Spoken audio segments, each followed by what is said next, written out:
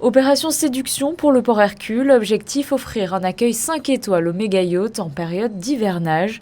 Remontant un peu dans le temps, la digue Régnier 3 arrivée en 2002 permettait alors de protéger le plan d'eau, de développer l'offre de moyenne et grande plaisance et surtout pour l'époque d'ouvrir la principauté au marché des croisières.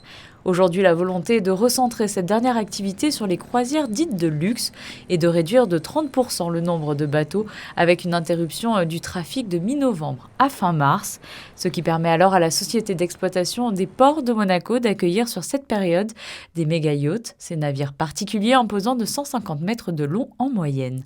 Pour les accueillir, la digue n'était pas bien équipée. Donc on a, par différentes opérations et différentes entreprises, on équipe le nez de quai et là aujourd'hui c'est les mouillages. Donc un bateau, quand il est amarré, longside, son souhait principal c'est qu'on puisse l'écarter. Et pour pouvoir l'écarter, il faut qu'il puisse avoir un système d'amarrage côté chenal.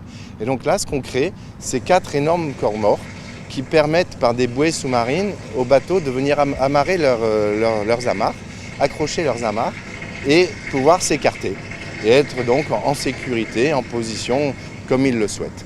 Pour assurer un amarrage de ces géants des mers, 4 corps morts ont été installés pour un poids individuel de 200 tonnes. Les châssis abritent des cagettes remplies de coquilles d'huîtres qui serviront d'habitat aux écosystèmes marins. Ils sont immergés à près de 50 mètres de profondeur à l'aide d'une grue. Puis c'est un plongeur scaphandrier qui guidera cet impressionnant bloc jusqu'à sa position définitive. Ces nouvelles infrastructures permettront aux unités de s'amarrer selon 2 différents schémas. En longside, comprenez le long du quai. Des travaux d'aménagement sur le quai ont également débuté. Ils permettront d'acheminer les puissances électriques nécessaires, des alimentations en eau et le raccordement pour l'évacuation des eaux usées, mais aussi les branchements télécoms.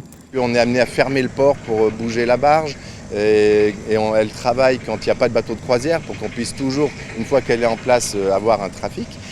Ça a duré 3 semaines, donc cette partie est spectaculaire, mais tout le reste va continuer de se poursuivre jusqu'à mi-novembre. Des travaux réalisés par plusieurs entreprises monégasques. Le port Hercule pourra ainsi accueillir pour la saison d'hivernage 2022-2023 ces colosses marins en toute sécurité et leur apporter tout le confort à quai.